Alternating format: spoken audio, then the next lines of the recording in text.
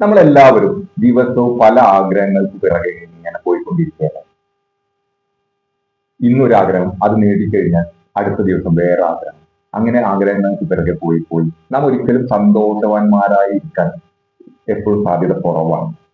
നമുക്ക് ചെയ്യാവുന്നത് സത്യത്തിൽ നമ്മുടെ ഒരു ആഗ്രഹം എന്ന് പറഞ്ഞാൽ നാം നമ്മോട് തന്നെ നാം ഒരു കാര്യം ആഗ്രഹിക്കുമ്പോൾ ഇപ്പോൾ ഉള്ളത് നമുക്കൊക്കെ വളരെ മോശമാണ്, ഇപ്പോൾ ഞാൻ സംതൃപ്തനല്ല എന്നാണ് നമ്മൾ ഉദ്ദേശിക്കുന്നത്. അതുകൊണ്ട് നമ്മളൊരു ആഗ്രഹം നമ്മുടെ മനസ്സിൽ വെക്കുമ്പോൾ നാം സ്വയം ഒരു കരാർ നൽകുകയാണ്. ഈ ആഗ്രഹം നേടുന്നത് വരെ ഞാൻ ഒരിക്കലും സംതൃപ്തനല്ല, ഞാൻ അസ്വസ്ഥനായി ഇരിക്കും എന്ന് നമ്മൾ ഒരു കരാർ ചെയ്യുക. പിന്നെ അതിന്റെ പിറകെ നമ്മൾ പോയി അത് നേടുന്നത് വരെ ഒരു അസ്വസ്ഥതയിൽ ജീവിക്കുകയാണ്. അതുകൊണ്ട് എന്തുണ്ടാവും, ആ ലക്ഷ്യം നേടുന്നത് വരെ നമുക്ക് ഒരിക്കലും സന്തോഷം ഉണ്ടാവില്ല. ലക്ഷ്യം നേടിക്കഴിഞ്ഞാൽ കുറച്ച് ദിവസത്തെ സന്തോഷമുണ്ടാവും. അത് പിന്നെ നമ്മുടെ ജീവിതത്തിൽ ഒരു നോർമൽ കാര്യമായി മാറും. ഇത് സപ്പോസ് നമ്മളൊരു ഫോൺ വാങ്ങുകയാണ്. ആ ഫോൺ വാങ്ങുമ്പോൾ നമുക്ക് എന്തുണ്ടാവും, തൽക്കാലം ഒരു സന്തോഷമുണ്ട്. പിന്നെ അത് നമ്മുടെ ജീവിതത്തിന്റെ ഭാഗമായി മാറുമ്പോൾ ആ സന്തോഷം കുറഞ്ഞു വരും. അപ്പോഴാണ് പുതിയ മോഡൽ ഇറങ്ങുക. അപ്പൊ മറ്റുള്ളൊരാളുടെ കയ്യിൽ പുതിയ മോഡലുകളാകും. ഈ കാര്യമാണ് എല്ലാത്തിലും. നമ്മുടെ പ്രണയത്തില്, നമ്മുടെ കാറ് വാങ്ങുന്നതിലോ വീട് വെക്കുന്നതിലോ എല്ലാം ഒരു പ്രശ്നമുണ്ട്. നമുക്കൊരു പുതിയ വീട്, കോടികൾ ചിലവാക്കിയ വീട് വെച്ചാൽ ഒരു 6 മാസം കൊണ്ട് ആ പുതുമ നഷ്ടപ്പെടും. അതിലും നല്ല ഡിസൈൻ വേറെ വരും. അപ്പോൾ വീണ്ടും നമ്മൾ പഴയ പോലെ അസന്തുഷ്ടരായി ഇരിക്കും. അതിന് കാരണം എന്താണെന്ന് വെച്ചാൽ നമ്മളൊക്കെ സന്തോഷം നേടുന്നത് പുറത്തുള്ള കാര്യങ്ങളാണ്, നമ്മുടെ ഉള്ളിലല്ല സന്തോഷം നമ്മൾ കണ്ടെത്തുന്നത്. അതുകൊണ്ടാണ് അത് സംഭവിക്കുന്നത്. സത്യത്തില് ഇത് ഇങ്ങനെ നമുക്ക് പുറത്തു നിന്നും സന്തോഷം ലഭിക്കുമെന്നത് മിഥ്യാധാരണയാണ്. എന്ന് വെച്ച് ഒന്നും ആഗ്രഹിക്കരുത് എന്നല്ല ഞാൻ പറഞ്ഞു വരുന്നത്. ആഗ്രഹങ്ങൾ മനുഷ്യ സഹജമാണ്. അതുകൊണ്ട് ആഗ്രഹമില്ലാതെ നമുക്ക് ജീവിക്കാൻ പറ്റില്ല. ഈ ആഗ്രഹങ്ങളാണ് നമ്മുടെ ജീവിതം നിലനിർത്താൻ സഹായിക്കുന്നത്. എന്നാൽ നമ്മൾ ഒരു കാര്യം ആഗ്രഹിക്കുന്ന സമയത്ത് ഈ ആഗ്രഹം കൊണ്ട് സത്യത്തിൽ എനിക്ക് പൂർണ്ണ സംതൃപ്തി ഉണ്ടാകുമോ എന്ന് നാം ഒന്ന് ആലോചിച്ച് നോക്കുക.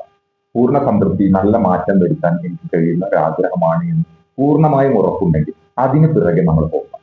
അങ്ങനെ പോകുന്ന സമയത്ത് നമുക്ക് പൂർണ്ണമായും അതിൽ ആത്മാർത്ഥമായി അതിനു വേണ്ടി പ്രവർത്തിക്കാനും ആ ആഗ്രഹം 100% സക്സസ് ആക്കി മാറ്റാനും നമുക്ക് കഴിയും.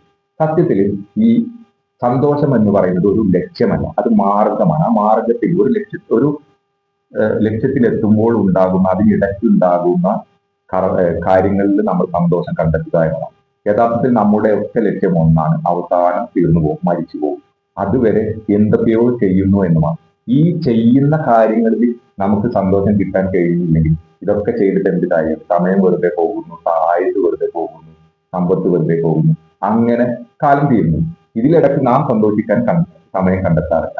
അതുകൊണ്ട് പൂർണ്ണമായും നല്ല ശരിയായ നമ്മൾ തിരഞ്ഞെടുത്ത ഒരു നല്ല ആഗ്രഹത്തിന്, നമുക്ക് പല ആഗ്രഹങ്ങളും ഉണ്ടെങ്കിലും അതിൽ ഏത് ആഗ്രഹം പൂർത്തീകരിക്കുമ്പോഴാണ് പൂർണ്ണ സംതൃപ്തി ലഭിക്കുക എന്ന് കണ്ടുപിടിച്ച് അതിന് പിറകെ പോവുക.